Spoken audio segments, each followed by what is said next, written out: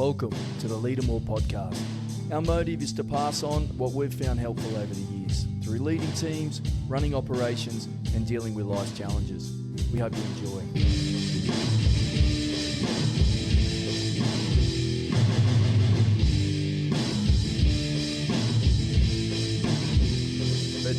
Lina, warm welcome. Thank you so much for being here and giving up your Saturday to chat. And it's my pleasure. Thanks. I've been really looking forward to chatting. Yes. I sort of heard you speak. Yes. It would have been late last year. Yes. And you were talking. October, yeah. Yeah, and you were talking about PDA, Yes. which we'll get into quite deeply. And Yes. the thing that I really loved about not only just the stuff you're talking about, it was how you presented and how open you were about things. So I certainly wanted to know more. And the fact too that you spoke about parents and how they deal with it, because there's such a focus on young people going through different things, or the person, trying to understand, their diagnosis and so forth. But it's certainly an experience a family goes through, parents go through, and other siblings. And it was really, really helpful. So I can't thank you enough. So that's all right. you show up psychology. So I work there and I see a lot of teenagers mostly at this time, but I do see kids as well with autistic kids, ADHDers. I also work with adults because obviously neurodivergence doesn't go away when you're an adult, and many of my clients are late diagnosed neurodivergent people, mostly females as well, because they get overseen and misdiagnosed, and then they arrive in their 30s or 40s and they realize that, there is something else. It's not just depression, it's not just anxiety. So that's the main focus of my practice at the moment. But I do see a lot of PDA kids and teenagers. And I see a lot of parents. Sometimes I don't even get to see the kid or the teenager. I just work with the parents directly. And that intervention is equally successful and effective. Yeah, well, hearing you say about, adults coming to you and starting to understand what they're going through, or what's been their life and why things are a certain way for them. Like, it's very prevalent today, which is a great thing, that people are exploring about why they are a certain way and how they can best support themselves. But I imagine too, like, you've got a child and you're going through this process. Maybe they're struggling a little bit with schooling. They're a little bit difficult to parent. They're different to their siblings, or whatever it may be. And you start going through that understanding of, okay, well, why? And probably find out a little bit about yourself in the process, right?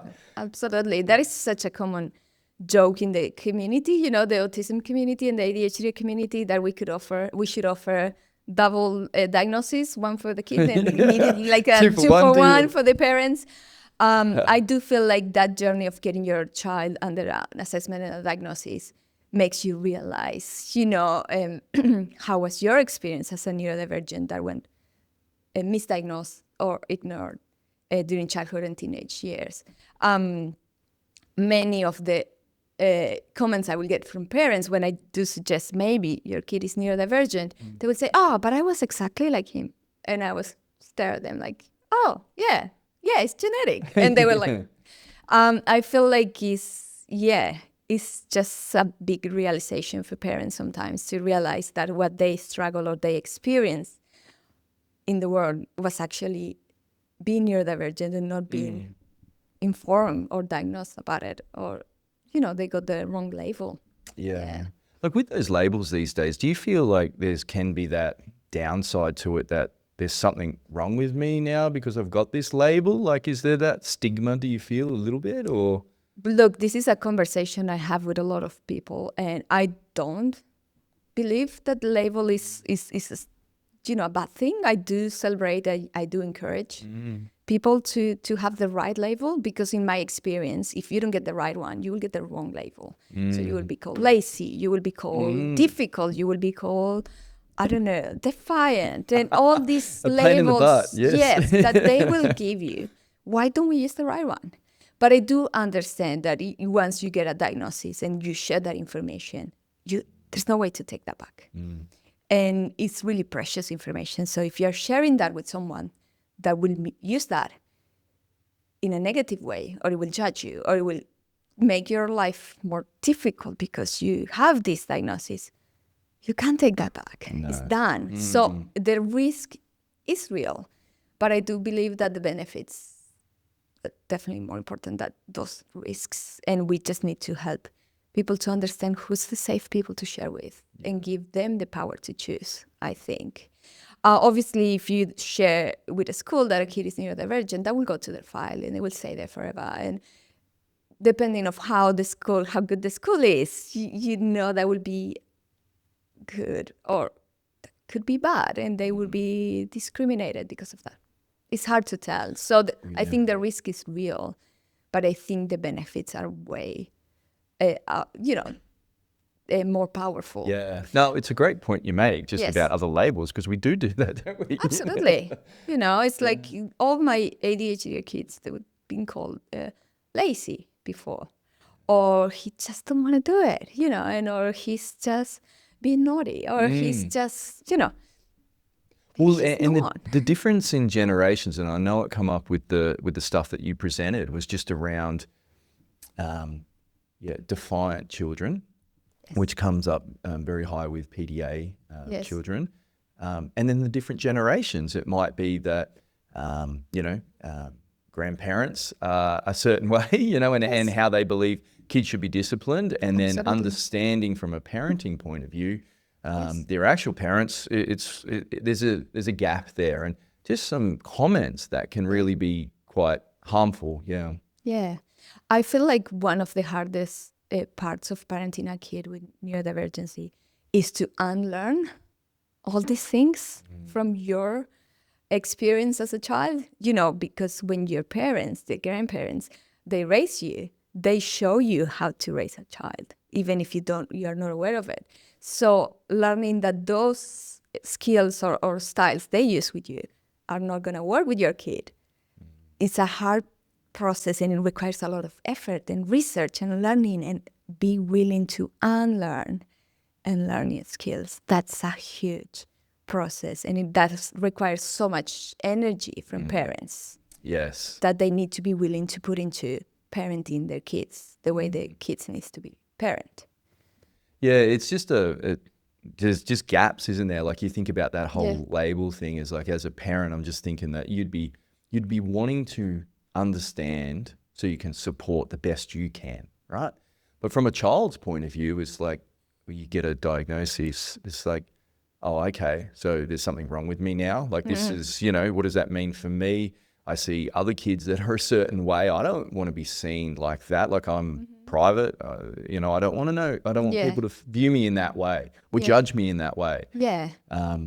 And just those gaps there, That is why I was going to say that I didn't mention that the label will give you part of your identity, your neurodivergence and your neurotype is going to be part of your identity, who you are. So you will build that identity as an autistic person. And that is why it's so important we tell them, you're autistic. So the kid will start building their identity around that and say, oh, I'm autistic. That means I struggle with this and I struggle with that. And this is really easy for me because I'm autistic, and this is really complicated. Obviously, they will see other people that are autistic and behave in a different way, and they will be concerned. It's like, I'm not like this person, or I don't behave that way. It's just that part of us as parents and professionals to explain them that each autistic individual is different, and each presentation or combination of traits is different. So yes, you are not like them because you are you. Yeah. You're different, and different is good. It's a great thing. Yeah. And it's like focusing on who you really are and what accommodations do you need. And I feel like that has been such a big shift in the way we work as professionals as well. Before, it was all like, okay, we need to teach autistic kids to behave like neurotypical kids. Now we know that's not the right intervention. That is actually damaging and like traumatizing. We just need to help autistic kids to be who they are. And we need to change the environment to accommodate to them, not the other way around. you know? Yeah, that shift. So like, for instance, getting into psychology yourself, like, was that just very much, that older school approach of, okay, well. Absolutely. Yeah. So back when I did my degree and when I studied psychology, there was no training. I think I had like 2 pages training worth into what autism is. And I did get like just a little bit of what the social model of disability is. That is the one we try to use now. But everything was really medical based, DSM based. So it was about diagnosing the mental health condition or the neurotype and treating it, trying to fix it. There was a really strong presence of the cognitive behavior approach. So like you need to change and fix behaviors, and we need to teach kids to behave in a specific way. And we need to stop stimming, and there was, look, I feel like if I never learned the new ways, I would be doing so much harm right now, And I'm really grateful of my neurodivergence in that way, because I always been curious and I always enjoy and appreciate learning. And I was never that person that will set in the ways. I know what I'm doing. I've been doing this for 20 years or whatever. I always was like, okay, what is new? How can I update? How can I improve myself? And that led me to understand, okay, the old ways are not that good. And maybe I remember the moment I came across with someone saying, if you want to help autistic people, you need to learn from us, from the autistic community. And I'm like, oh, wait a minute. They have a point. And then I start learning, and that's how I transition out from the medical model to, this is not working. We need to listen to what it works for autistic people. And they are telling us what is working.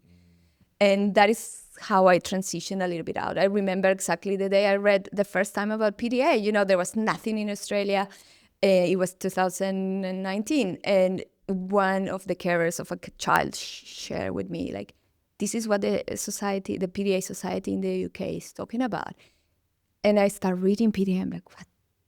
And there was nothing. If you will Google here in Australia, there was nothing about it. So going and continue to be curious and understand that our knowledge about neurodivergence is so new and refreshed. And at this point of time, every time I read or try to learn something new, I wouldn't learn from anything that is older than 2 or 3 years, because I know we keep having more data, more research.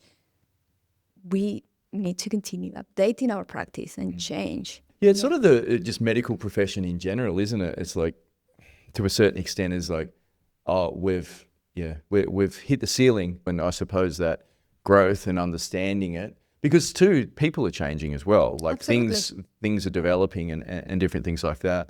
It's that process though, like from learning. Yes. And going through university and then to getting to the point where you are now, like, was that a pretty easy process, or was it sort of like you were hitting your head against a brick wall for a few years and going like, this can't be right, like it's not working? Or I think that I can be critical of myself. I think I was young at the beginning, and I thought I was doing the right thing, and I was so confident. And then there were so many things that led me to shift. And one was like being more curious and coming to a different country and learning different strategies and cultures, but also becoming a mom. How different it is to provide theoretical support or professional support, and then becoming a mom and realizing, what was I talking about? I had no idea, Yeah. And then for me, that was crucial when I realized, like, this is hard. This is next level hard to be a mom. And I know for some moms or for some dads, that's not the experience, and it's easy as great. For me, it wasn't. So that led me to be more curious and to learn more and to find new ways. And I did discover that I needed to move myself from that professional and perspective and be more human, be more real. It's like we are in this together. We are both struggling. Even if I do have all the tools as a professional, I'm also struggling with the juggles of being a mom. So that shift, I think, was really, really powerful for me. And it was really, really hard because I did have to unlearn so many things. Yeah. And that distance that they taught us in university to keep, with the client, I did shift that as well, because I know that that distance sometimes places them in a space of shame. I know what I'm doing, and I don't have any issues with motherhood, and I'm telling you exactly what you need to do. That makes not relatable. That makes the mom feel so, thanks. Here's my money. Yeah, it's thanks like, for the insult. So exactly, I feel like crap, but just being real and being human and sharing that common, what we are human beings, we are struggling. That shift completely. Yeah, we're all figuring it out together. Yeah, exactly. And even if I had all the training in the world, I have no idea what I'm doing, just like you. But look, why don't you try this? I know this works for some other parents. That completely changed the way you work with people. It must have been nice though to, I suppose, be curious, understand it a little bit more, but then start to see the results on the back of that with families and children. Yeah, absolutely. And I feel like parenting a neurodivergent kid is hard, but also sharing the journey with the family as a clinician can be hard as well. You get to witness so much struggle, so much, and then you get into that role of advocate as well, because you see the system failing them over and over again, and you need to be there and be part of the fight, and that can be exhausting as well as a therapist. And you need to be really careful and take care of yourself as well. At the same time, you're telling the parents, take care, you need to take care of yourself as well, because you want to help and you realize you are fighting this big fight, and it's exhausting. Yeah, well, let's break down that, right? Like I'm, thinking while you're talking there about, like, there's that stage, I suppose, of, hey, understanding and identifying that there's something just a little bit different, right? Yeah. Yeah. And then you go on this journey to figure out as a parent, like, what that difference is.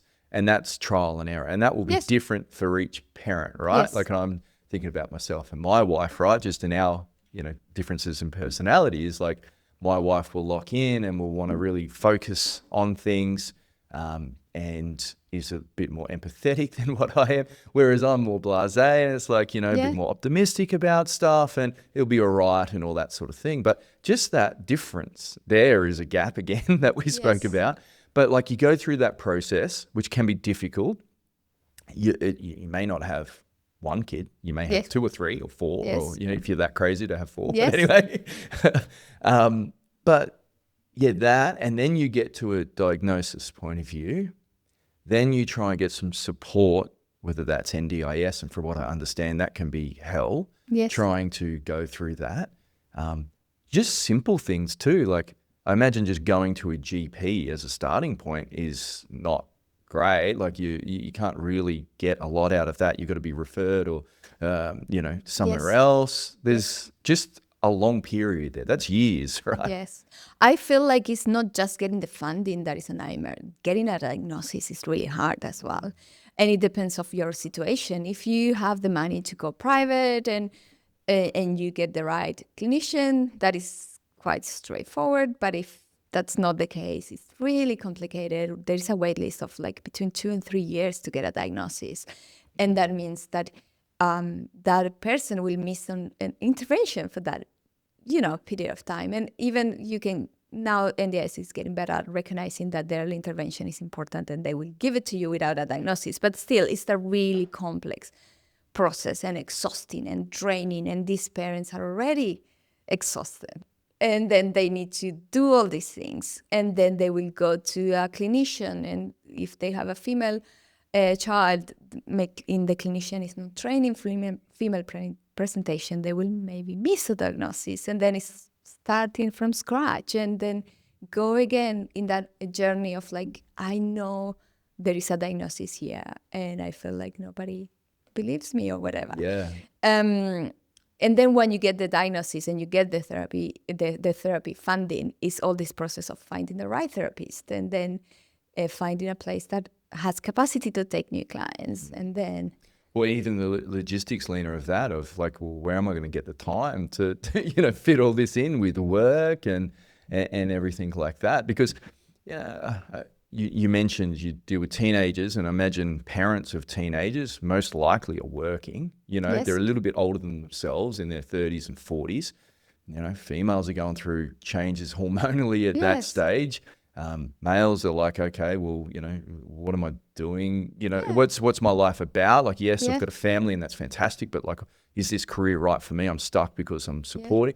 Like, there's a bit happening. Yes, you know? there is a lot happening, and there is these expectations that as parents, we need to do everything, and we can try, but it's impossible to do everything. And that is that balance between meeting the needs of your kid and also meet your society needs. You need the money, you need to work, and meet your own personal needs. Is a really hard juggling act. And that's why I really loved, and it sort of, you know, struck a nerve with me, because thinking about it from a leadership point of view, the parents are the ones leading this situation, are vital to it. The ones that are carrying the load and the burden, and it's not about who's got it worse or anything like that, but they're the ones there that are supporting that little team as that family, absolutely. right? And you don't, I hadn't, and again, like, I'm not a professional on, you know, how many different courses and different seminars and things are on and all that sort of stuff for parents, but that was the first sort of thing that I'd heard of, you know? And I think the hardest thing, one of the hardest things for parents as leaders of the family is also you need to be really regulated. You need to manage your emotions so well to parent that child with neurodivergence. And most of the parents, they don't know how to do that because they didn't get that when they were kids. They just learn how to suppress the emotions or put them aside or just, you know, ignore them or whatever it is that they were told to, or just use substances like to just release the tension of the emotions. And now they are expected as leaders of the family to teach these kids emotional regulation because they are struggling. How are you supposed to teach someone something that you never learned before? And we're all just kids with more responsibility, really, as adults. You know, we don't like to admit it, but we are. Like, we're still figuring lots of things out. Yeah, that's you know, that education on that, like understanding for people, like getting to a stage where you're as a parent and you're not understanding your emotions and the impact that has on you and the triggers or the signs that could be happening. Like, what do you find, what would be beneficial, you reckon, like, to parents? I feel like there is, like you say, there is a lot of education that needs to happen, and that could be like self-paced education. You start learning about emotions, or you go to therapy. I feel like there is so many stages to get to the point of emotional regulation. The first is, you know, you need to label your emotions. You need to recognize them in your body. You need to know what they are. And then once okay, this is an emotion. It's okay. I'm not judging my emotion. I'm not suppressing my emotion. I need to do something about this emotion. And then is how you get to that process of, okay, now I know what to do every time I have an emotion. Then once you got that right, you need to practice with your kid. So when they're having a meltdown or when they are really at a point of like a stress, or like, you need to be calm. Yeah. Do you step away, really, or do hard. I think it's always good to step away if you cannot control your emotions until you manage to regulate them. I think you can really escalate the situation if you're not regulated. And I think you can model that to your kids by saying, like, I just need a minute. I'm overwhelmed. I'm dysregulated. I need a minute. And you will just get out of the room, get yourself together, and then go back and try again. Because in that way, you're modeling your kids as well. Like, it's a hard thing, and I'm trying, and I'm learning with you. Sometimes I get it wrong. That's fine. Yeah. Parenting, like, I've got 3 teenage, well, one's 12 turning 13, but anyway, he's got the attitude, I would say. There's a bit of testosterone coming along. I'm thinking about some triggers in my head, right? Like, about that. What could make me not be regulated? Right? So, okay, well, they've spoken back, right? Well, low on the level, right?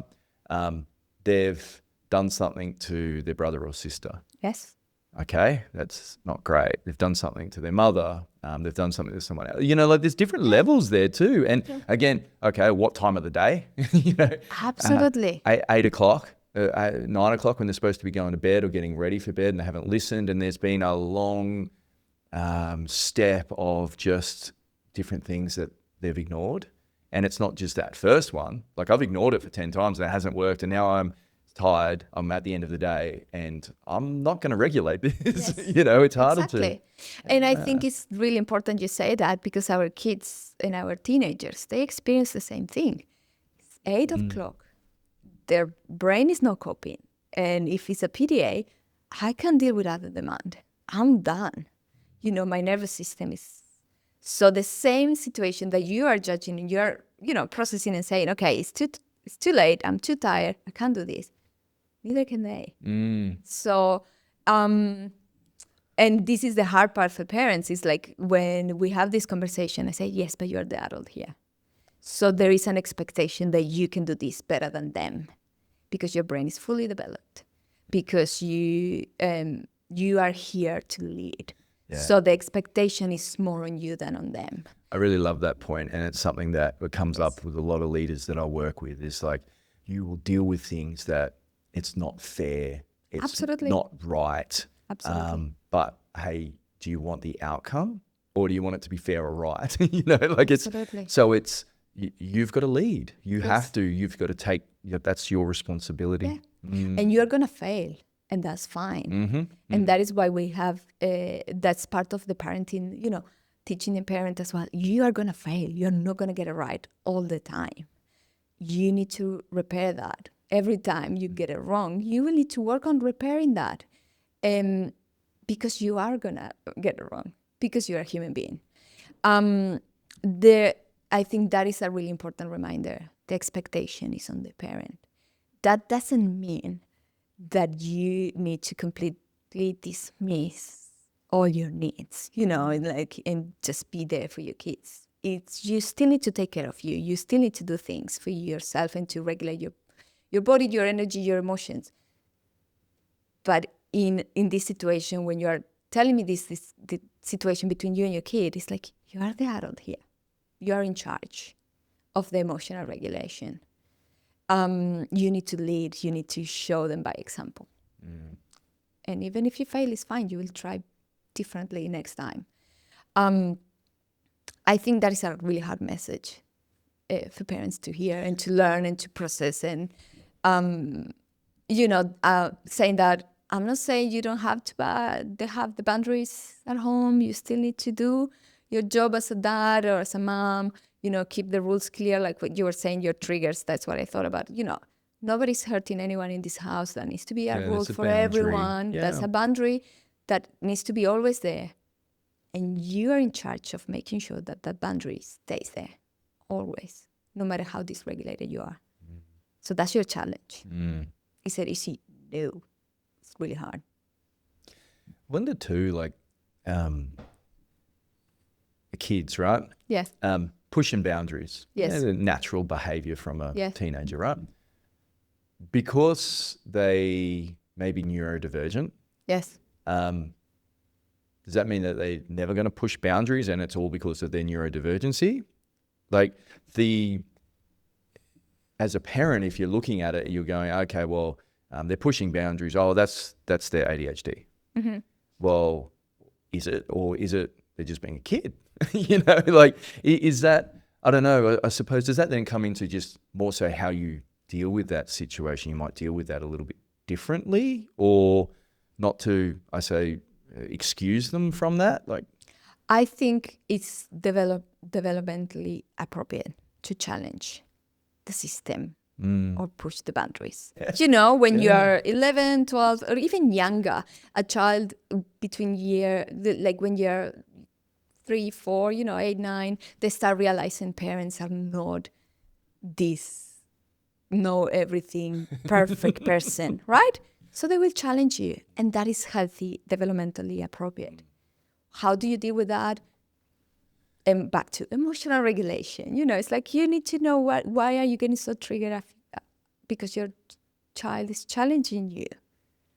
What's that about? It's like that's the first thing. Then it is completely normal for all kids. Neurotypical, neurodivergence, they are going to challenge the system. They are going to judge you as a parent. They're going to tell you you're a really bad parent. They're going to tell you they hate you. That's normal, right?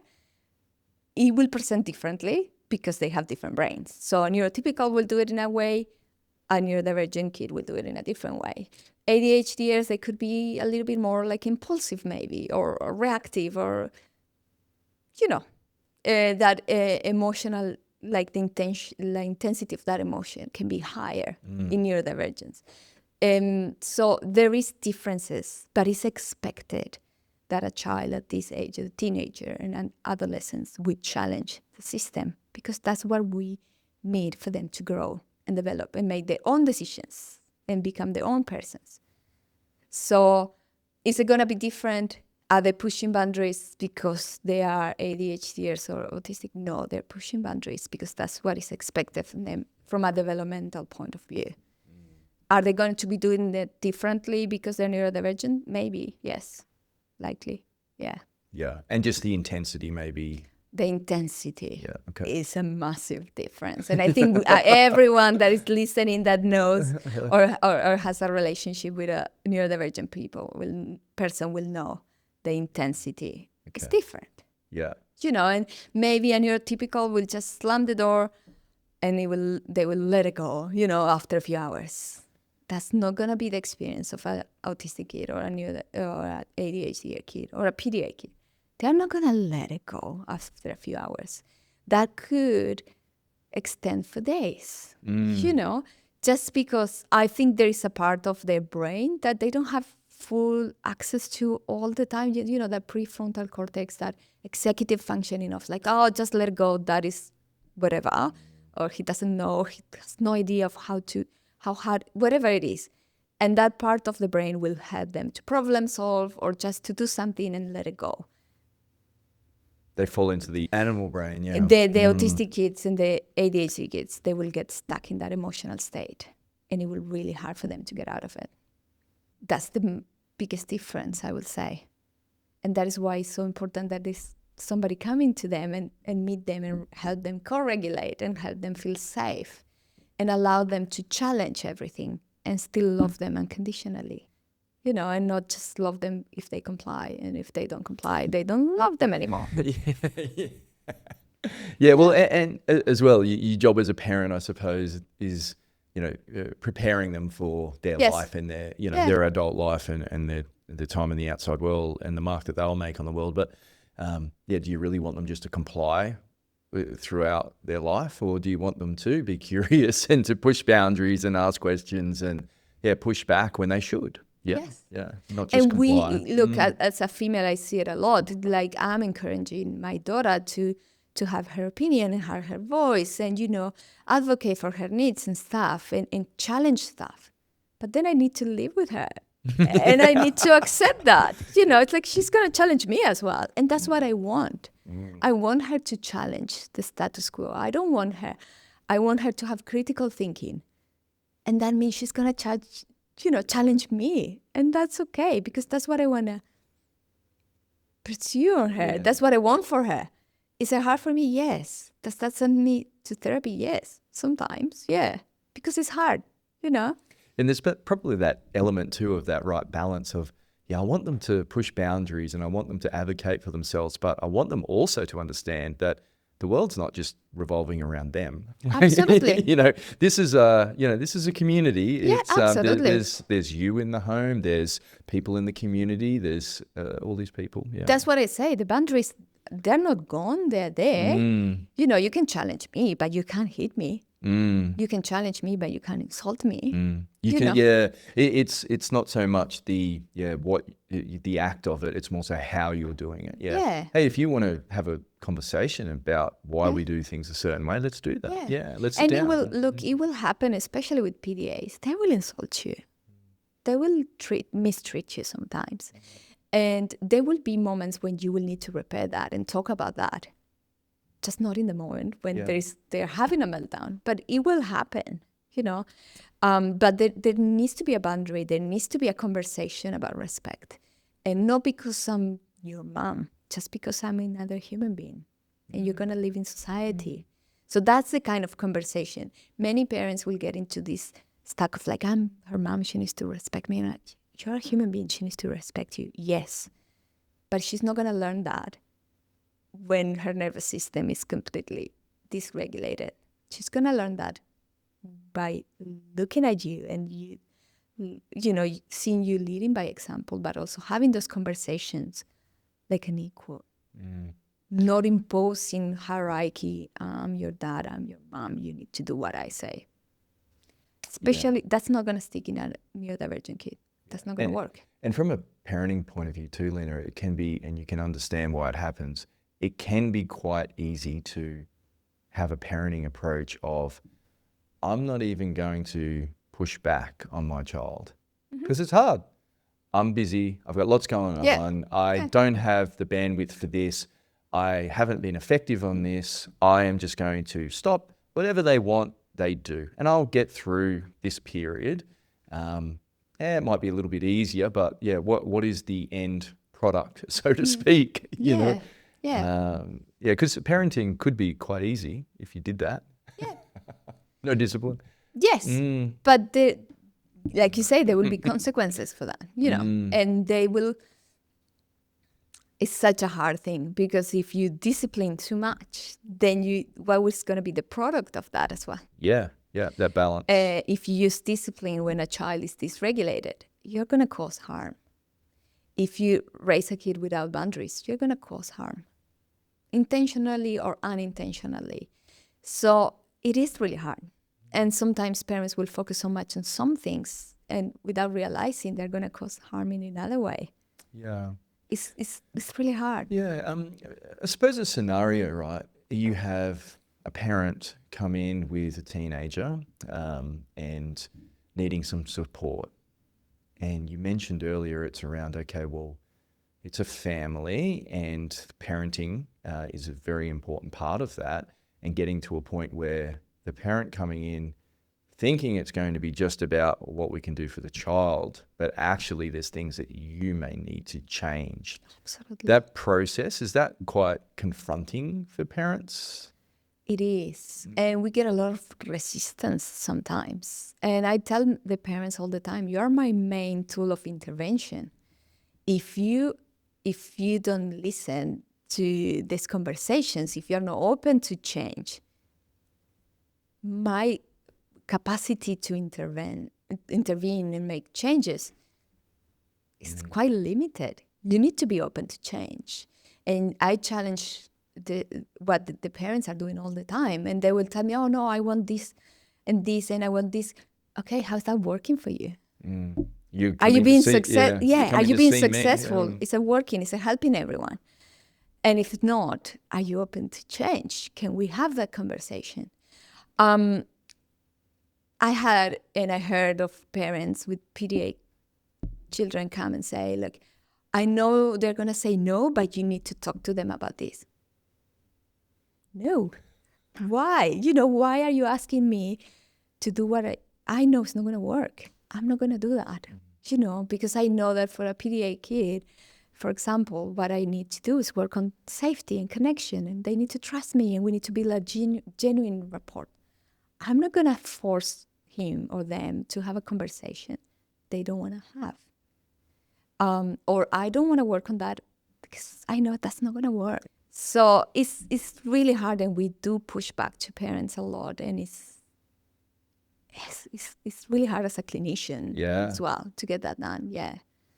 Yeah, well, I think even too, just as a human being, pushing back on someone, can be quite hard. And, you're running a business as well. Yeah. So there's that element Absolutely. Of, okay, well, I want to keep clients, but I also want to do the right thing and get the right outcomes. That can be, I'd imagine, quite hard sometimes to, probably what's needed, but, are they going to listen? Are they going to take it on board? Is, a couple of questions there. With most of my PDA clients, the first few sessions, and that could be 3, 4 up to 10, 12 sessions, it's just building a rapport. Yes. And I know that's a lot of time, and I know that's a lot of money in terms of funding.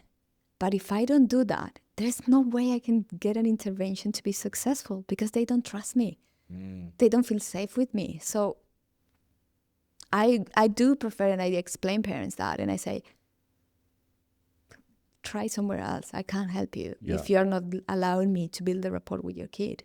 And maybe we'll take just 1 or 2 sessions, but it could take longer. And I don't have the exact or precise answer. Well, you can have the best techniques and all the knowledge in the world, right? And experience in the world, but if they don't want to listen to you, well, what's the point? They're not. And we do know in general therapy, what is healing is the relationship.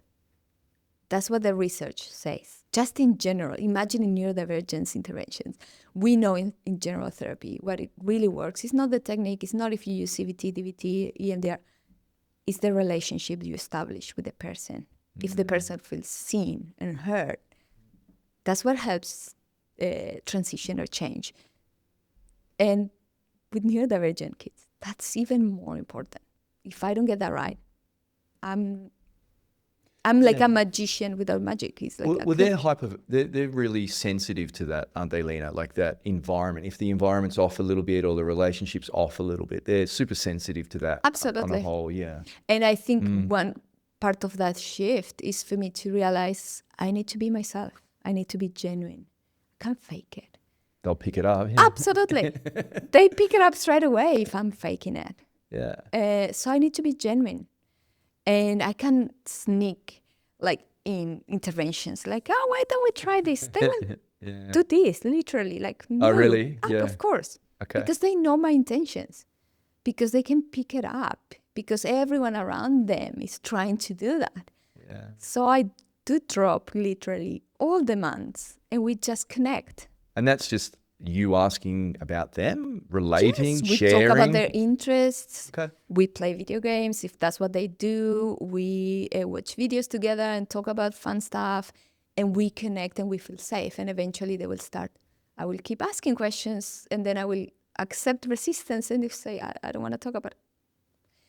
And then one day they will. They will share with me, and then I will do the intervention then, but not before. And that will make things shift and change. Yeah, make or break it. Yeah. Is there a little trigger there, like when you know that it's time to maybe test the waters and put something out there? Like, is there, you just feel that, or is there any sort of triggers that you go by? Or it's a good question. I think it's a gut feeling. But I'm sure it's based on knowledge and stuff. But I just... You feel it, yeah. I feel like, okay, I can ask this. I can see... I'm always assessing them, obviously. I'm assessing if they're regulated. I can see it in their bodies, in their movements. Are they... Do they need to move their bodies a lot? I'm not going to push that. Are they really grumpy about something that happened? I'm not going to push them. If I see them regulated and they're fine and all the barriers that I see are down, I will ask a question. But and then it will happen. And all of a sudden, a kid that wasn't talking about themselves, they're telling me everything about what's going on at home. And then I have room to intervention. Then I can do stuff. And sometimes I don't even need to tell them what to do. They know what to do. They just need to talk about it. That must be a lovely little journey, meeting someone from the start. Yeah. With, very closed off. Probably being forced by their parent. Absolutely. Like, why the hell do I want to go and speak to some lady about stuff that I don't want to speak about? You guys are the problem, mum and dad. Absolutely, yeah. And kids, they just have no filter, don't they? Yeah. I love them. I think that's what I love the most about working with autistic. The honesty and the they can tell you what it is and how it is, And I use that a lot. And I do warn parents sometimes. It's like, I will be in your kid's side. Always. Okay, yeah. So I will be your kid's advocate. So if they're telling me things about you in your face, I'm not going to stop them. I will let them talk. Maybe then I will do an intervention. But if they're complaining about you in front of you, I will validate that and I will support that. Then we can all collaborate, make a decision and whatever. But I won't stop that because I will always be on their side because that's what you're paying me for. Yeah, seeing that through must be lovely though, that whole process. Absolutely. Yeah, and building just that relationship. Absolutely. And that they're going to be grateful and they're going to show you that they're grateful that you're there and that you did it the way you did it. And that is so rewarding and so special. But like I said at the beginning, it's really hard for you as a therapist because you need to be so patient to see that happening when it's the time, not when they need it. Maybe they need it at the beginning and then you couldn't get it there, but then you get it 6 months down the track and it's fine. You got it eventually, Yeah, such a journey. I do like it. I enjoy it so much. Well, look, I think like most things, by the sounds of it, it must be, you've got to earn it, and it must be completely draining for you some days doing that, and you've got to really think about how it's going to be and regulate yourself. You're all the time a mother, someone navigating through this world. Like you're going to have your own things. You're not a robot. And you will have off days, Absolutely. So it's sort of like, okay, well, you've got to get through all that, but the reward that you get if you can get through all that must be, sounds extremely, Absolutely. Seeing kids that were in burnout for a year, or seeing kids that they were homeschooling because they couldn't cope with school, and then re-engage in the system in a different way with a different approach, seeing the results of that, that's so rewarding. Or seeing a child that wouldn't talk about themselves all for sessions, and all of a sudden telling you everything about what happened, how they felt. That's amazing. That's almost spring in your step. Yes, that's magic because you get to see the change. We've referenced PDA a couple of times. Oh, yes. What is PDA and how is that different? Yes, PDA is a subtype or like a profile in the autistic spectrum, and it's different because it's like there's the presence of this intense and pathological or excessive demand avoidance. Okay. And that is fueled by intense anxiety or stress response, freeze, fight, and fly response. They experience demands as a threat. Okay. Not just them, not on purpose, the brain. Their amygdala get activated with any kind of early everyday demand. And then they have what we call a stress response to that, or like an agitated or anxiety response to that. And that could be a demand. We understand a demand, something that is like an order, an instruction, or also a need. And that could be internal or external. So going to the toilet is a demand. Is that an internal demand? Yeah. Getting yourself something to eat or to drink is a demand that you cannot avoid because we are human beings. And if we want to survive, we need to eat, we need to go to the toilet. So those are already a lot of demands, right? To function, to survive. On top of that, we have the other demands like go and brush your teeth, have a shower, play with your siblings, go to school, listen to the teacher. And all these are instructions, demands, expectations that we're putting into these kids with this profile. And they are in constant state of agitation because they are coping with constant threats of like, this is challenging me, this is questioning or putting in danger my autonomy, this is putting in me at risk of losing control. And that uncertainty of what is going to happen when I don't have control or when I need to meet all these demands is really heightening their sense of anxiety and stress. So these are kids that will react to demands by avoiding them. And then if we follow these traditional methods of parenting and we push like, no, you have to do what I say, that threat gets higher and higher to a point that they will have a meltdown or an emotional airburst. And that's what we see as defiance. They're just not coping with the amount of demands they have at the moment. They don't get to choose these. I'm sure if we ask any PDA, they wouldn't choose these to feel constantly threatened by basic demands. So this kind of profile is fairly new. It has been explored at the beginning, like I say, in 2018 when I came across with it, or 19. It wasn't really spoken about in Australia. It was really big in the UK with the PDA Society. Then eventually started being like more visible here. It's been a lot of fight and advocacy from the parents that have been like misheard or gaslit by the society. But it's like, that's not such a thing. That doesn't exist. So it's been a really difficult journey for PDA parents to, being recognized, like this is a thing. And you've just found dealing with people that it's very common, right? Like it's there. It's there, absolutely. And I think for years we have that conversation of if it's real or not. And I did have conversations with other professionals saying, I don't believe in PDA. And I'm like, it's not a religion. It's a presentation. It is real. It's there. Doesn't matter if you believe or not. It is there. Yeah. It is hard for some clinicians, and even for me initially, because it can look a lot like trauma, can look a lot like, attachment issues. There's so many things that is like untangled, and it's hard to understand. But now we all know, and I think it would be really risky for a clinician to say nowadays that they don't believe in PDA. But I have heard that many times. Now we know it's a thing, and I hope we all know it's a thing. Yeah. And it's a profile, and it's very real, and it's there. We don't have statistics about maybe percentages, or we still don't know that. We know it's really linked to ADHD as well. So if you have autism and ADHD, you have more chances to have PDA. And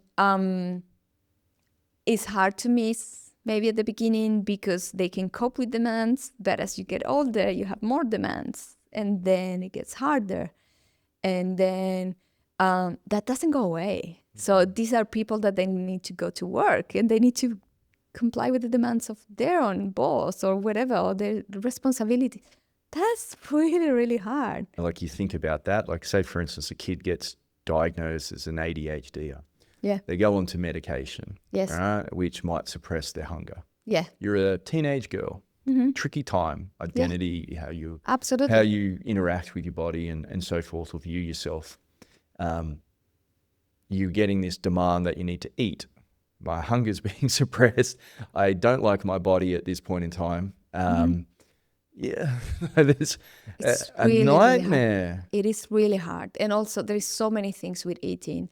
There is a sensory aspect of eating as well. Most autistic kids, they do have some sensitive palate, and that they don't like textures, and they don't like some kinds of foods. So and just like softer foods or mushy. Some people will hate soft foods, some people will love them, some people will. So there is so many aspects into the eating. You have the medication that is suppressing the appetite.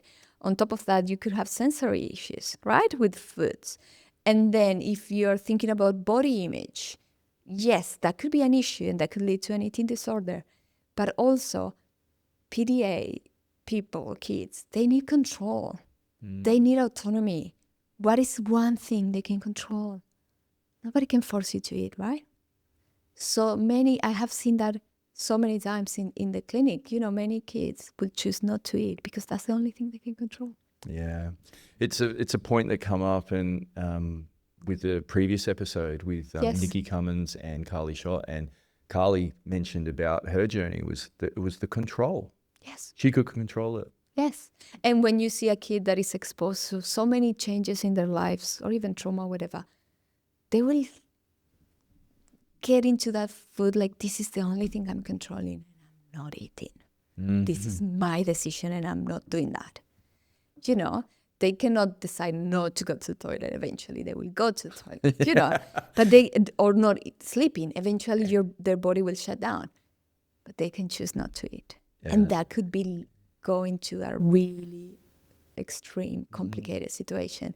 So we always need to be so careful about that. And I always tell parents at an early age, the relationship with food needs to be so healthy in these kids. We need to allow them to have no rules around food. And role modeling as well is really important with that, right? Absolutely. We as neurodivergent people, we know we are so exposed to eating disorders. It's such a co-occurring situation, and we need to be so careful.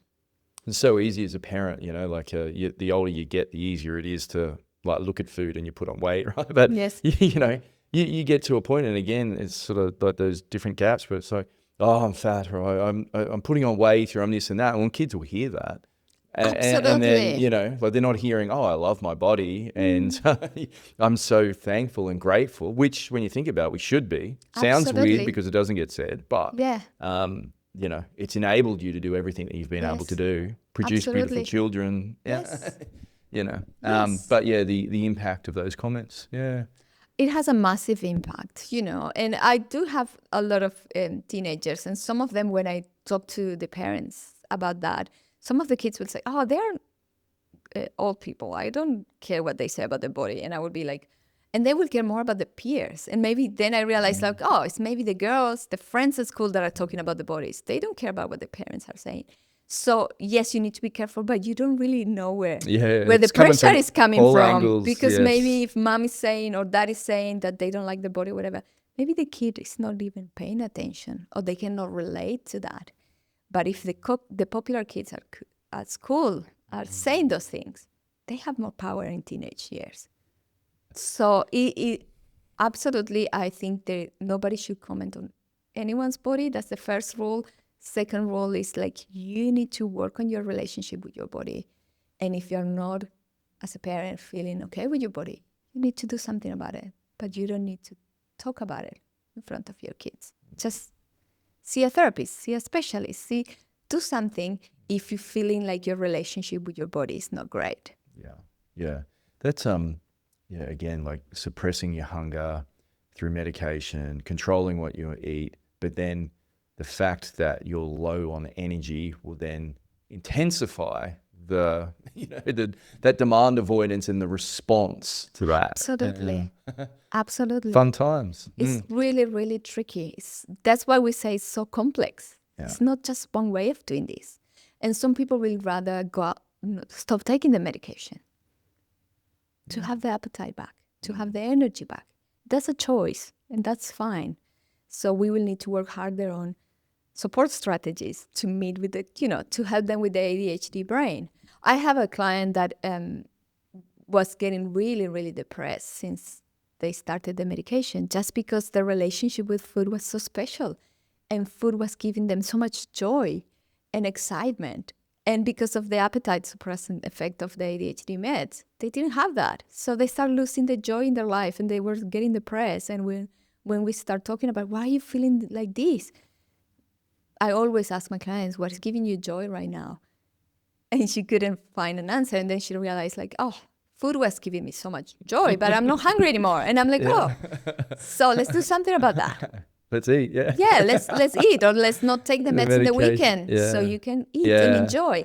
So it's about problem solving there, but it's like the relationship with food is so important and we need to take care of it. PDA and how it presents like in those really intense moments between boys and girls, is it similar? Is it different? I think it's obviously different, but it's also so individualized and that okay. It's hard to generalize it into, a meltdown will look completely different. And a meltdown could be like an intense emotional outburst and aggression and lashing out to people, or just property damage or destroying things.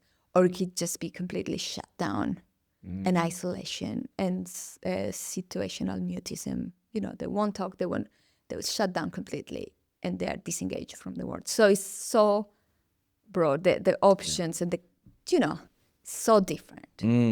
I think females are expected to behave socially appropriately more, so we don't see those emotional outbursts that often.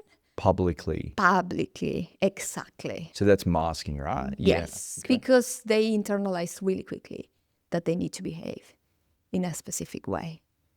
And boys have more permission to show their emotions everywhere. So that's a difference I see a lot.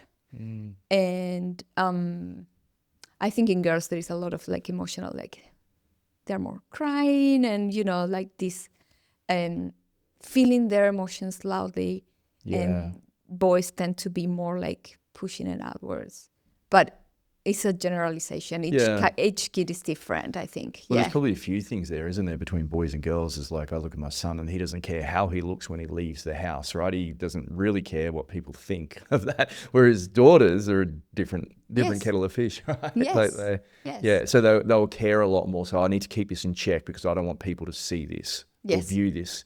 But then the impact that could have when you're in your safe space around your family and then that impact on that. And how isolating is that for parents? Because then they will go to talk to the therapist or the schools, and they will say, she's an angel here. She's fine. Yeah. I find that hard to believe because she's masking, and that can be so isolating until you coach parents and say like, no, they need to help us so they feel safe at school, so they can unmask a little bit at school. So when they come here, they don't need to explode that much because they haven't been masking and holding everything. Yeah, it could be heartbreaking or any parent, but heartbreaking for a mother. Like your your precious little bundle of joy, and is it me? She or he's not doing it anywhere else. Mm-hmm. Yeah, absolutely, and that happens a lot. And I don't know if that's your experience, even between mom and dad. Some parents will say, oh, she's fine with me. The dads will say, she's fine with me. And then they see the mom and they explode. That's a you issue. And that's mom. It's because mom is too soft or whatever. But then the moms will say, but I do try to do your approach. And it doesn't work for me. Of course it doesn't work for you. Because they have a different relationship with each person. And if you are the lucky one to be the safe person, you get all the worst. Is that great? Personally, I don't think it is.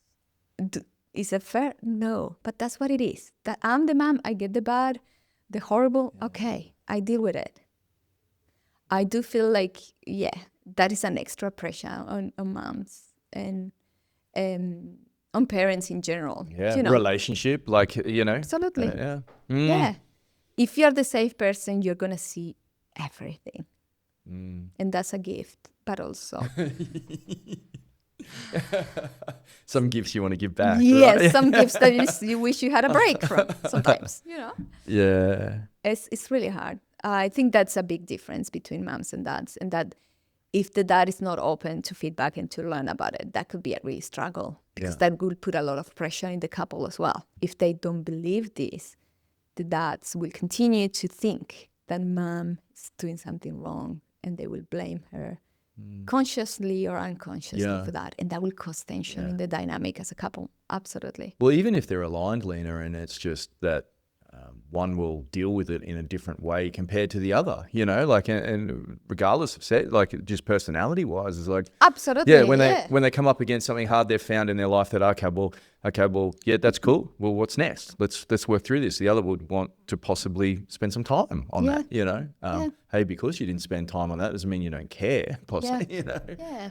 And sometimes what I find is good to learn is like, what works for your kid? And I teach all the parents this emotional coaching and the validation, and that's so important. I'm not saying it's not. But sometimes the dad will come and crack a joke. And that's all they needed. So it's good for moms to realize, like, sometimes it's just a joke, and that will dissipate the whole situation. That's what they need. Is fine. You can do the validation later. Yeah. It's learning what it works. I do use humor with my PDA clients a lot. Okay. Because that works. It does work. It just dissipates everything, and you just joke about it. And if they're old enough as well, I will swear a little bit, and that helps to dissipate things and to talk about it without this lecture of like, oh, you're feeling really. So many kids, so many PDA kids will come to me. Please don't tell me, oh, that must be so hard. And they will do it with this voice, like, okay, so you don't want that. A bit of sass, Yeah, because everyone has done that with them, and it hasn't been genuine, and it didn't work. And they will come and say it, and that's what I love working with these kids, because they will tell you straight away. Yeah. And I always ask, what did the previous psychologist did that helped, and what they did that you absolutely hate? And they will tell you straight away. So it's like learning what it works is really important. Sometimes humor will work. Sometimes if the mom does the joke, she will get like a shoe in their face. But if the dad does the joke, it works. Then that's what you need to do more often, and that's fine. There's nothing wrong with that. It's just learning what works for your family and for your kid in particular. And if you're the role of the caring and the emotional and the regulator, that's fine, and the other one can be the joke one, or the one that when it's something really hard and they can only do it with mom, or they can only do it with dad, that's fine. just learning what works for your family. There is no black or white and like standard one fits all rule in parenting kids. That dynamic though, like within a family, like I think about some stuff that we do with teams. It's like you've got a team that's not working the best, which every team can improve. So the tendency is always this department's doing wrong or this person's not doing wrong, and lots of finger pointing, and instead of everyone just working together and figuring it out, right? Yes. And I imagine too, like within a family, like you see that, you know, just in any family, not even dealing with something like this and the pressures of all this stuff. Yes. That tendency of pointing the finger instead of, hey, we all love each other, let's just work together for this. But yeah, probably easier said than done, that sort of situation. Absolutely. And I think that is why Dr. Green's approach, you know, the collaborative approach is so popular between PDA kids. So Ross Green, he developed a model where you problem solve as a team, like in a collaboration with your kids. And he always said, like, even if a kid is like 3 or 4, you can still do that, you know, and then you will have this conversation as an equal. And that's why it works so well with PDAs and autistic people sometimes, because you will say, okay, this is a problem. We are family, we love each other, but we're hurting each other. So how do you think we can solve this? And then you genuinely, not faking it, allow them to problem solve. And the kids will bring into conversations, and then they will come up with a plan, and you all will come up with a plan. And then you will do that intervention as a family, and then you will adjust. And it needs to be flexible enough, obviously, because it will change and it's dynamic. And if we all follow that model of collaboration and treating kids, especially neurodivergent kids, as equals, and we allow ourselves to drop that hierarchy idea of like, I'm the mom, you need to listen to me, things get easier because they can come up with really good solutions. And maybe there's something such as like in a really like simple, easy example, you know, your kid doesn't want to brush their teeth, and that is causing so much trouble, and, you know, they're having decay or whatever. And then you're having this conversation, and I'm like, this is a problem. You know, you need to brush your teeth because it's a health, and you explain the reasons and whatever. What do you think it will work? And then you problem solve, and maybe it's just the freaking toothpaste that they hated, or is the smell that is in the toilet, or is there something that you were not even considering? But because you never asked, you didn't know what the problem was. So I think that model is great, you know, and sometimes people will overuse it, and you cannot problem solve everything. You know, there is attachment issues or trauma or relation. You can't problem solve that. But the other problems you can, you know, and these dynamics in families, like we are hurting each other or we are being disrespectful. How can we fix this problem? It is a problem because, and then you give the reasons. We need to fix it because. And then you allow problem solving. If your kids don't have a solution, you need to come up with a solution, but not with this sneaky way of like, I will introduce my solution and convince them. Just as a genuine backup, what you think is a solution. And I think that model works really well. And it, like you say, is easier said than done. Doesn't work all the time, but I have seen really good results. But it involves parents being ready to let go of that hierarchy and that idea that they have all the answers and they know everything, and just allow the kids to problem solve with them. Obviously, sometimes the kids will come up with solutions that are not realistic or possible. We just need to move houses or get a big house. No, we cannot do that now. What else can we do? You know, with what we have. You know, it's like, let's get a swimming pool. No. And so it's like, obviously, with, you know, realistic solutions and work with what you got. Yeah, exactly. So I think that's a really good way of approaching situations like this. It doesn't work all the time, but it does work when you do it right. And maybe you need to attempt to do it a few times before you get it right. The unfortunate thing with situations like that, and it's the same with teams, is that it's just so efficient to finger point. It's so efficient to judge and go, hey, it's a you problem. You sort it out. It's not, I don't have to do it. It's you. So it's efficient to do that instead of, you know, at the end of the day, brushing it. Someone doesn't want to brush their teeth. Okay, let's problem solve this, you know, compared to just brush your goddamn teeth.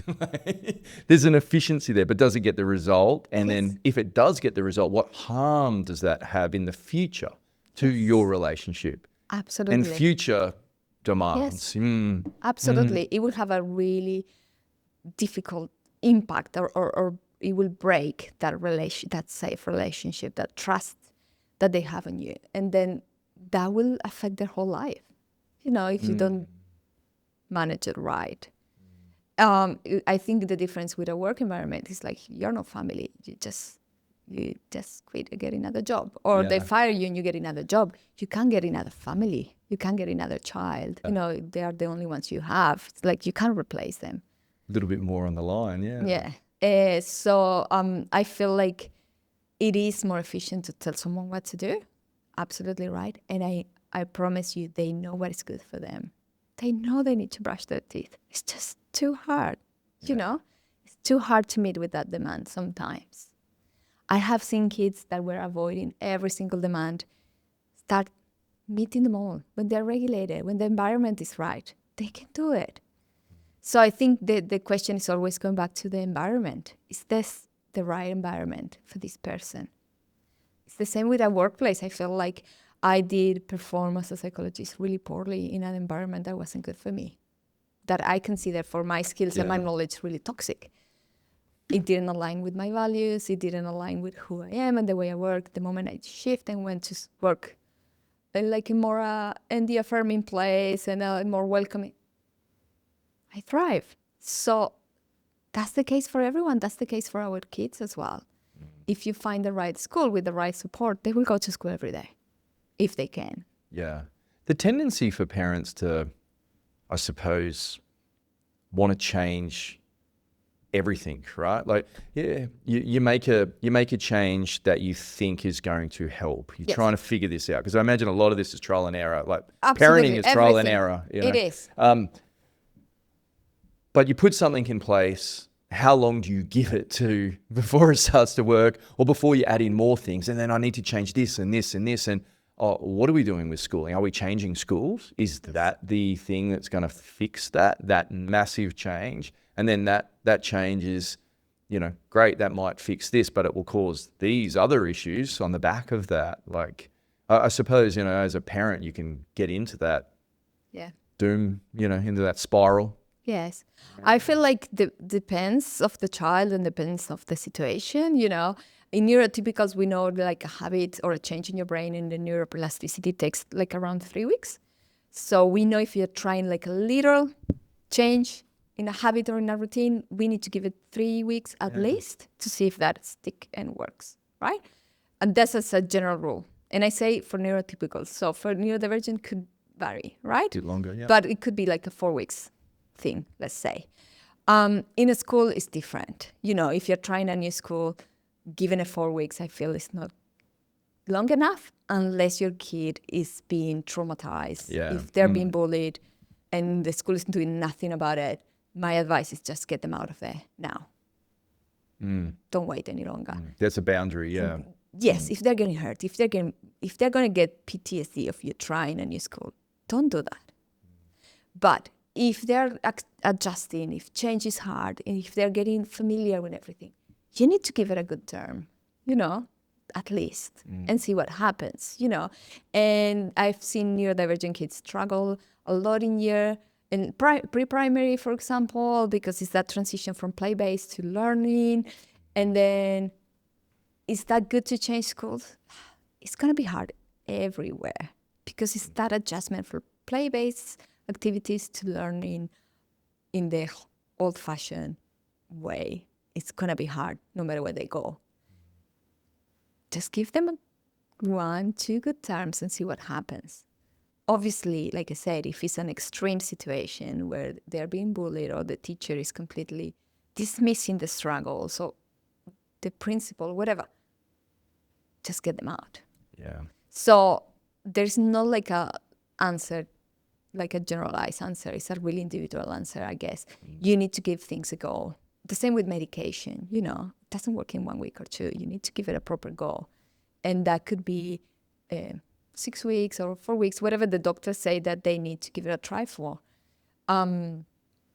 Yeah, it is. Yeah, tricky. it's just that whole period is so much going on, like in a family, you know, like starting, you know, girls particularly, year 7 and year 8 Year in 7, high school. yes. Oh, that's a nightmare. Like girls can be Nightmare. so cruel to each other, right? But there's, you Absolutely. know, and boys the same. It's a change. There's some extra freedom that they want to take advantage of in that situation and distractions. But then you throw in puberty. Then you Yes. throw in maybe parents going back to full-time work, or both parents full-time working, you know. Yeah, hormonal issues with parents, you know, like Yes. it's just a Yes. lot. And a lot of moms will go through perimenopause and menopause when their kids are in this puberty transition to adulthood. So it's two massive change in hormonal systems and metabolic changes that are significantly impacting the women's body. And they need to coexist in the same house, you know. So it's really, really hard to navigate these teenage years for parents, because there's so much, like you say, there's so much going on. But you do need to give a good go to things before you make a decision. Yeah. Siblings, hey, yeah. it's not fair. My ADHD sister gets away with everything. Yes. You know, or gets preferential treatment or whatever they may see. Right? Yeah. What do you do there as a parent, I suppose? Like, what do you sort of found? I find that's really hard to navigate for most of the parents. I believe there is some truth into that, and we need to talk about it. You know, we need to agree and validate the experience of the siblings. It is unfair. It doesn't mean it needs to be changed, or it is unfair that the other kids don't get to do things and they get to do things. That's how they feel it. That's their experience. And it's actually, if you look at it from a factual point of view, it's an accurate description. Nobody wants to tidy up. But, you know, some of the kids will get away with not doing it. And some of them, the other ones, will have to do it. So I feel the first thing is validating and listening to the siblings of neurodivergent kids. They struggle a lot, and most of the time they do it silently. They don't get attention.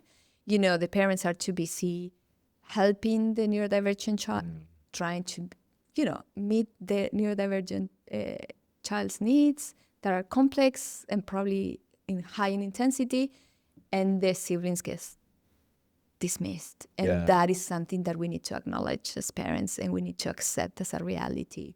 If we say, no, that's not true, I love you, that's completely gonna invalidate what they're feeling.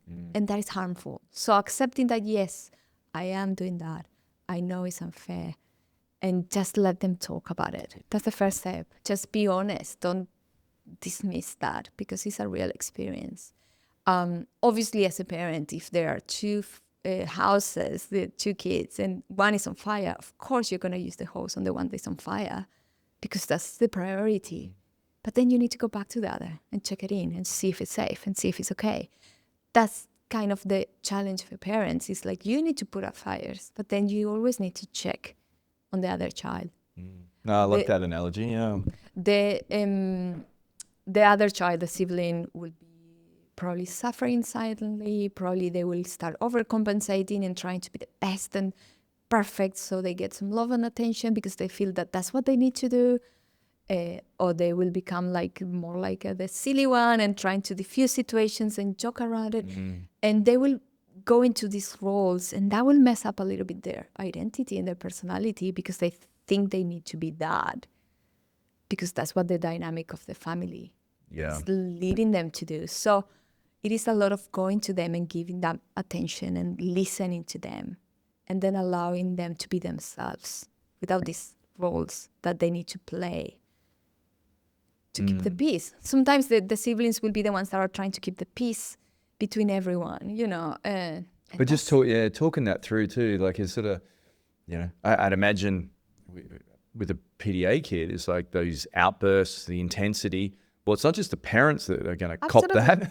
Absolutely. Imagine the brothers or sisters are certainly going to cop that as well. So they're probably dealing with it as well, yeah? I've seen siblings getting PTSD from the other kid, the PDA kid, or the autistic kid having outbursts and hurting them. That could happen. That's why we need to be so good at putting the boundaries, and their boundaries are non-negotiable.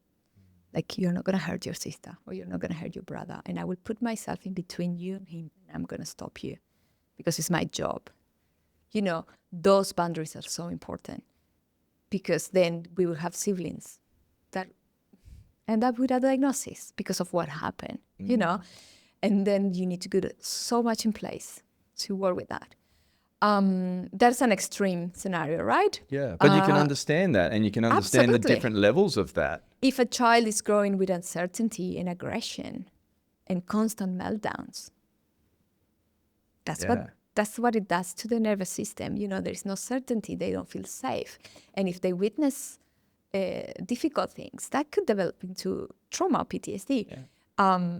So it is hard. So allowing these siblings to have the space to talk about it and be honest and talk about it. Sometimes the siblings will verbalize what the parents don't say out loud because they are too scared or ashamed to say. And allow those conversations to happen and allow the siblings to talk about those things. And don't invalidate that because they're probably true. Yeah. So what do you do about it? You explain. I generally use the spoon theory to explain the kids. It's like, you know, the spoon theory, you say you wake up every morning with an X amount of spoons and you use those spoons to function in life. So brushing your teeth will take 1 spoon away. Going to school will take 10 spoons away.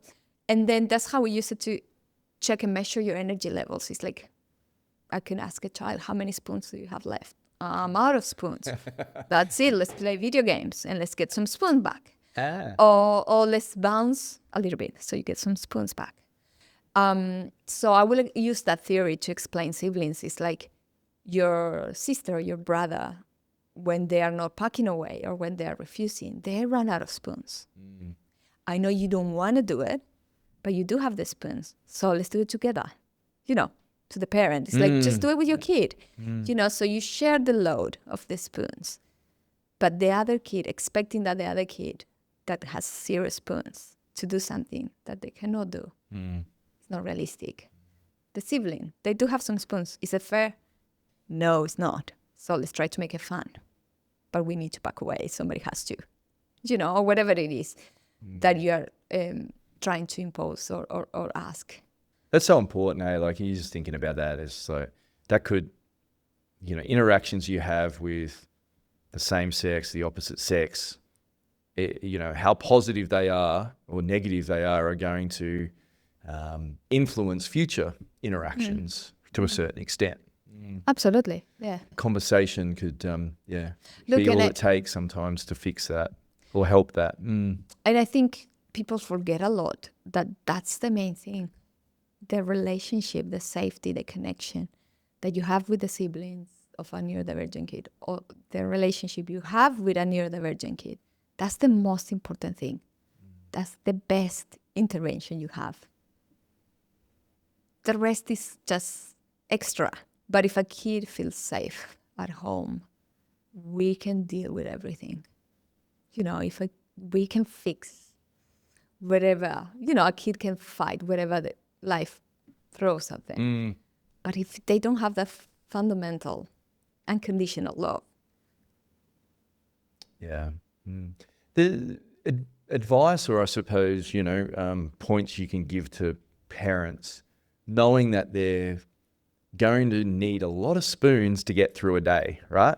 Absolutely. Improving that, like, you know, whether that is diet, exercise, meditate, whatever it is for anyone to, you know, build up their base so they can absorb. Is that part of what you sort of recommend as well? Absolutely. I feel like parents are really bad at self-care and implementing self-care on themselves. I see it a lot in moms mostly. I work mostly with moms, but they do everything for everyone and they forget to take care of themselves. Exercise for me is so important and I try to drill it into people's brain. And I'm like, it doesn't need to be going to the gym. It doesn't need to be running. You don't have to be a marathon runner, but you can go for a walk. Yeah, it's just moving your body in a way you enjoy it. Because going for a walk, I love going for walks, but it can be really boring for other people. Yeah. Don't do the boring stuff. Do the fun stuff. Go to a dance class if that's the fun stuff for you. put music and dance in the kitchen. If that's a fun thing to just do it, just move your body. Because we need that backup of chemicals in our body to function and to survive, and that will keep us safe, and it will prevent depression, and it will help us cope with things more. So exercise is a big one. Obviously diet, and we know that foods that makes us strong and healthy is great and so important. I'm also really aware of like how much stress the parents are dealing with, and I'm not going to tell them you need to eat this. I'm really conscious of like eat as best as you can. There's so much things to consider. Money. There's so many things that you need to consider, and I feel like you just eat the foods that gives you energy, eat the foods that make you feel healthy. And it's like, there was somebody that say like, whatever you're putting into your mouth, or you're doing with your body, is that a way of loving yourself? And that's a great way to measure that. If you're eating this food, it's a way of loving and nurturing your body. If you're having 3 beers or 4 beers or whatever to regulate yourself, is that a way of loving yourself? Well, yeah, and even like sleep devices, like, absolutely. Tapping out after a day and just wanting to zone out on a device or TV or whatever it may be. And then, the impact on, alcohol, mums, wine, men. And that culture is really strong here. I feel as a migrant, I can see that, the culture of like, I will have a glass of wine or 2, I deserve it. And it's like, it's fine, but are you using it as the only tool to regulate yourself? Yeah. Is that good for you? And no judgment. I do enjoy drinking here and there, but it's like, is that your only coping mechanism? You're in trouble. Well, that's the conversation. And if you boil down all of this and the impact that you're trying to have with people and the impact that parents want to have on their families, if they're not in a good spot and they don't, as your analogy, have enough spoons to get through the day, they need, the battle armor. If they don't have enough on to get through the battle, they're not going to survive. And then the family is going to have some dramas and you are falling apart. I know. And it's hard for some families, but sometimes I will say, I know we all need to work, but can you reduce your hours? Or can you get a job that is not that draining? Because you need your spoons at home right now. And it's like a temporary thing, at this time. You cannot perform in this full-time job that takes all your energy because you need spoons for your kids. And I know it's a sacrifice and I know it's hard, but I will bring that to the table sometimes. If your work is taking all your spoons, what is left for your kids? How can you help them? And many other things can give you spoons, and that is like practical stuff, having your extended family helping you. That could give you spoons back. Or having family friends, or having paid support. Your network sometimes is just paid support, and you get support workers to come and help, or cleaners, or people that will come and give you some time to recover and gain spoons so you can function with life. It will be different to every single human being. I do feel like therapy, obviously I'm biased because I'm a psychologist, but I do think therapy gives you so many spoons because it helps you understand what's going on. It helps you regulate. It teaches you how to be compassionate towards yourself.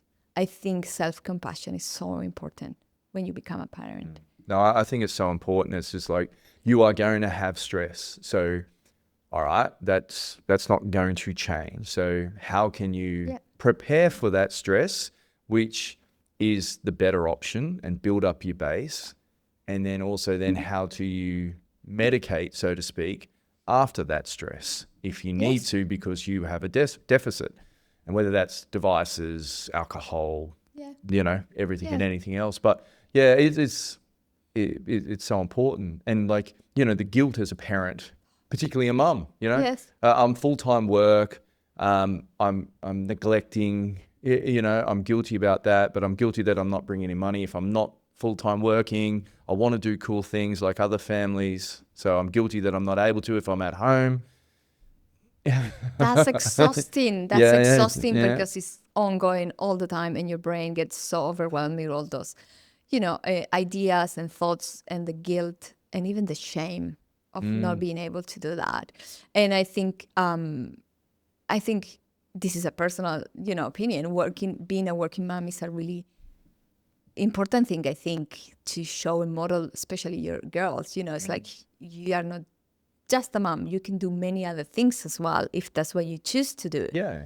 But sometimes when life is too hard, it's okay to be just a mom and stay at home. It's a temporary thing until everyone is regulated, until you can find the right support. And then you move away and transition out. It's okay to become all of a sudden the homeschooling mom, even if it was never in your plans. It's just a temporary thing. Things will get better. You will get back to work. I do feel personally, in talking about fair and unfair, sometimes, most of the time, that's the mom doing it. And I do feel like it's a little bit unfair if we talk about the gender roles. But sometimes that's the only solution, single moms.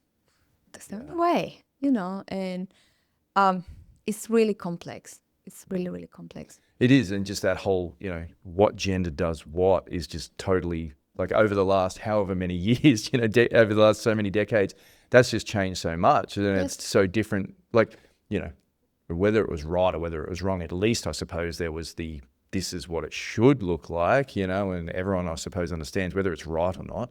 And I'm not advocating for that by any means, but, it can be so many different things. Yes. And what is the best for your situation? It's hard. Yes. Yeah. Yes.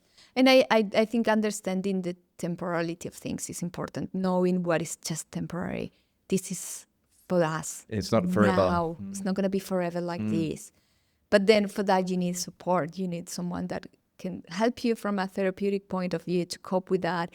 And you need, if you don't have family or anything, having that paid support to be there for you. You cannot do it by yourself. You need like a whole group of people helping you to navigate these situations when they get to these critical points, I guess. Yeah. I imagine you find a lot that you see people that have been struggling with stuff like this for a long time. Yes. And it would be quite easy for you to think, I wish I had them 2 years earlier or something like that, right?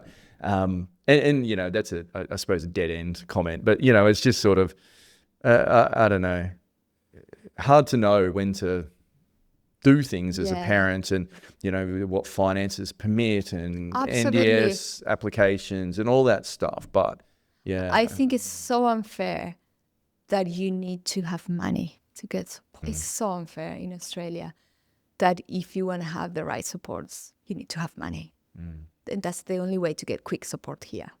And I think the system in that way is, and I don't want to go there because it's a big conversation, but I think the system is if you've got broken. Got wait times of just 2 to 3 years, I think you referenced, to get a diagnosis. To see a pediatrician. Oh, to see a pediatrician. Okay. Then you start the process of getting a diagnosis if you go public.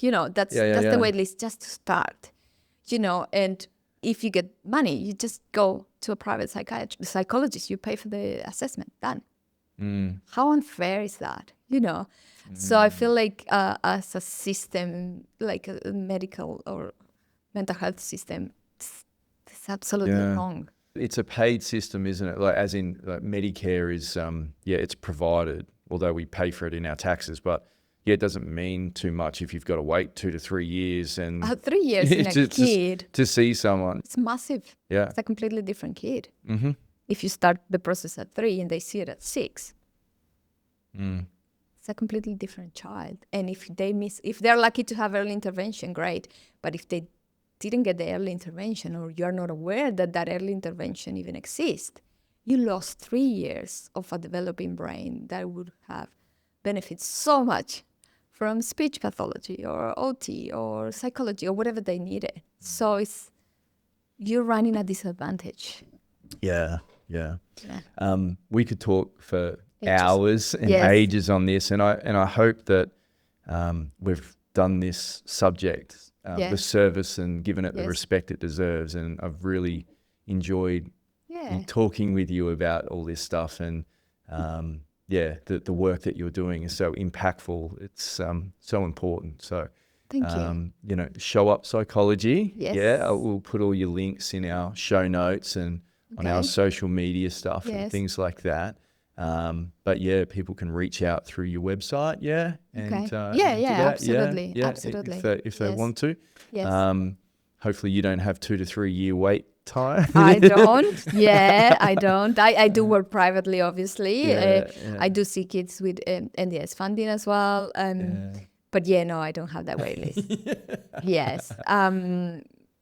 But I'm really happy to take on new clients and support families in the journey. I really enjoy doing it. And I feel like that is my purpose in a way, to just help other people. And I do have like a soft spot for, I would say, minorities. And I think that's what I got into working with autistic people and PDAs in particular. It's like I do thrive with fighting for justice and what is fair for people and advocate for them. So I do enjoy that a lot. Yeah. Where's that come from?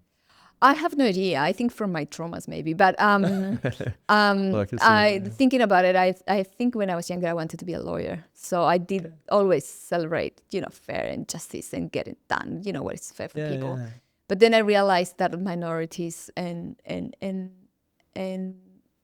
small communities, they don't have a voice and they don't have people backing them up, and I decided that could be me, and I enjoy that role of like advocating. It's like, no, you deserve this. You deserve better. You can do this. Let's do that. Let's send this email. Let's do this. We are not taking that answer. It's not good enough. Let's fight again. So I do enjoy that part of like, let's get a fair treatment. Let's get what we deserve. I really enjoy that. Oh, well, it's fantastic that you found your calling. Yes. To go through life and to find that is a great thing. So I'm really lucky. And really to have impact on people and see that is a fantastic thing. So like I said, I could talk to you for hours. It's it's a very important subject and something that a lot of people are going through. So and again, people from a leadership point of view are going to deal with people in their workplaces that are neurodivergent. Absolutely.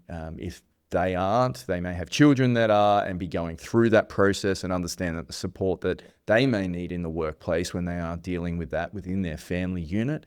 But then also too, they, may have their own children going through this. So I think it's super relevant, and hence why I wanted to chat to you. So, absolutely. Yeah, absolutely. Yeah. I think like there is this growing belief that accommodations need to happen in the workplace for people with, if they are autistic themselves, like you say, but if they have kids with complex needs or high needs, they maybe need to work from home more often.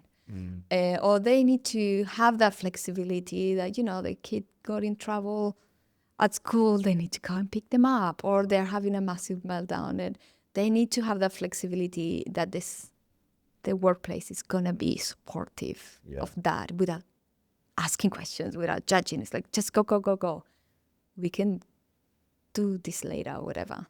Yeah, there's synergies between old school, let's call it that, parenting and old school leadership, whereas just do as you're told. Yes. I pay you, or I'm the parent, do as you're told. Yes. And I think that's probably something that we advocate for high performance leaders, is the opposite to that, relationship building and understanding that stuff and doing that, and how important that is, because not only for neurodivergent individuals, it's for everyone. It's just the respectful way to do things. Right? Absolutely, they're all a part of the team. So let's work together, instead of being a dictator as such. So from that aspect as well, I think there's certainly some synergies there, and particularly if you do have neurodivergent people in your team, it's like, okay, well, there's some things to think about and how you can influence and get the best out of them and help them be supported in your workplace environment. So absolutely. Yeah. No, fantastic. Thanks, Lina. Thank you.